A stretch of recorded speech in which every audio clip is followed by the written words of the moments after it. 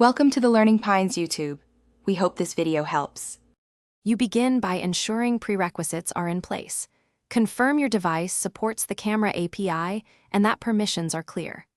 Once done, enable camera access in System Settings and the app-level permissions, and restart the app to apply changes.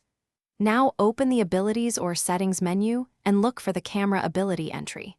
Don't wander through unrelated menus. Focus on the Ability Unlock path so you can take the next actionable step immediately and avoid wasting time on obvious setup. You select the camera ability and pick the Easy Method Unlock. This shortcut bypasses complex setups by using default safe settings. Next, grant any in-app permissions the dialog requests and confirm the default resolution and access mode. These defaults balance quality and performance. Then follow on-screen prompts to calibrate the camera, perform a quick test capture, and save settings.